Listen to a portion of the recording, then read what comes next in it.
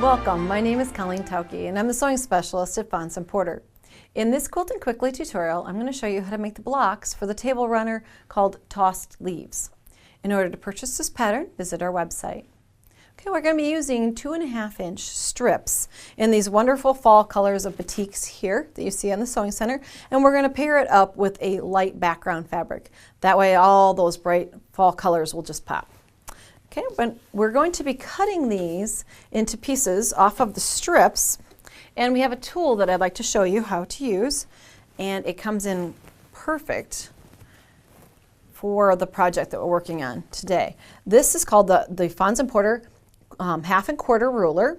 It has a variety of lines on it and diagrams, so even if you misplace the directions, you can see real quickly to make 1/4 square triangles. Here's the diagram how you would cut off strips there, and then you rotate the block or the tool and you can see cutting 1/2 square triangles off a strip in this direction here.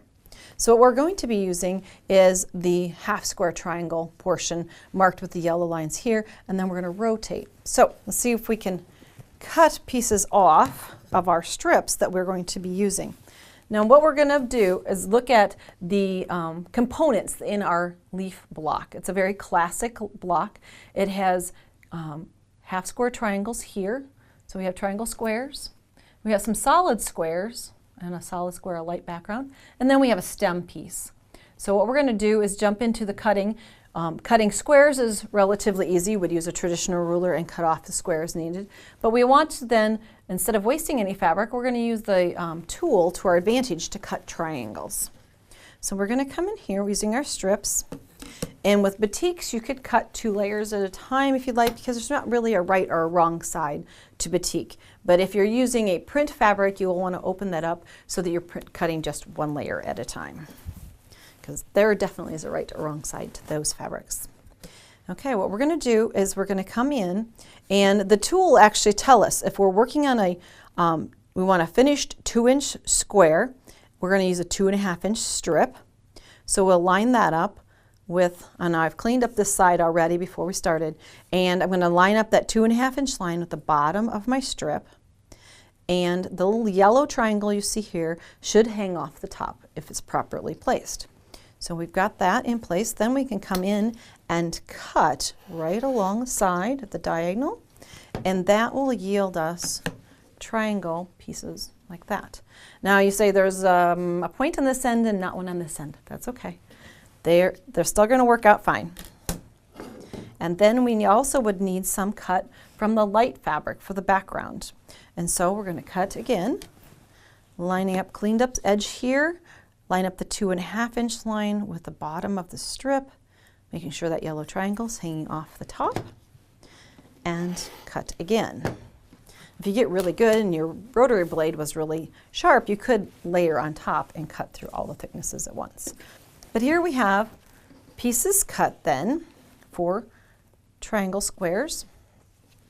We can then go back and match up a light and a dark like this. And you can see that by joining these together, we would create this block. Now some people will say, those are small triangles. I'm not used to piecing such small pieces. But with just a little effort, it works quite easily. We can go under the sewing machine. Make sure we have it set for a 1/4-inch seam.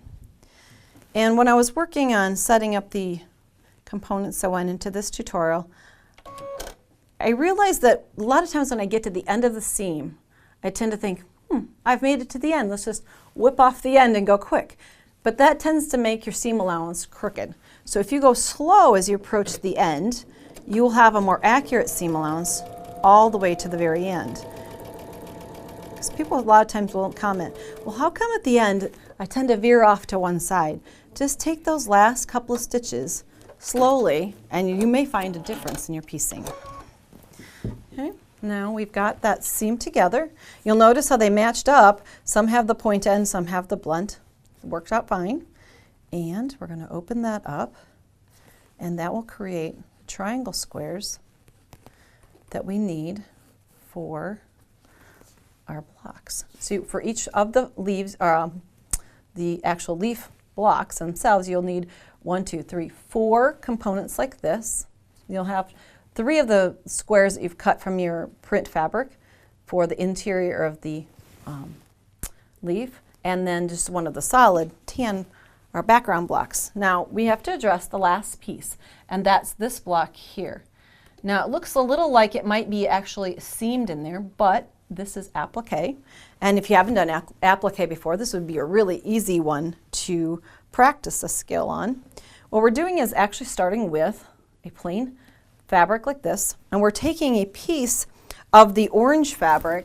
In your directions, it will tell you to use a fusible agent to the reverse side of your print fabric. So using something like Steam Seam or any of the other products that you enjoy to or have maybe not even used yet but are going to try out here, follow the directions for applying this to the back side of the fabric.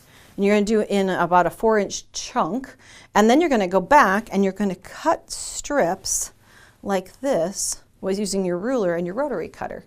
And once you've done that, then the back side of that fabric, it has a paper side that's still adhered, and when you get a hold of the paper side, you've now made an iron-on stem.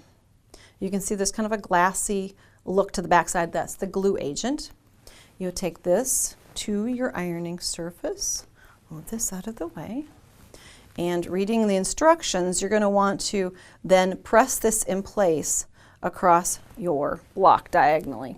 Now, if you're working in an area that your strip is longer than your background block, I know it's hard to see the background block here, but you're going to want to put a pressing sheet or something to protect this ironing surface so that you don't adhere the entire thing to your ironing board. So you're going to set that seam or iron that in place, and once that is then glued in place temporarily, you can go back then with your sewing machine and set the machine for a blanket stitch or a zigzag stitch, or you could even do a hand blanket stitch, whichever you prefer, to finish off the edges of that applique then. And that will then be the last component that you need to create your leaf block. And then you start to join rows, making sure that you turn your triangle squares in the proper direction. And that'd be row number 2, and then with your stem in place there, making sure that these angles stay the same as you're going across, and then join rows to make blocks. You need to make 21 leaf blocks for tossed leaves. For more of our quilting tutorials, visit our website. Thanks for joining me today.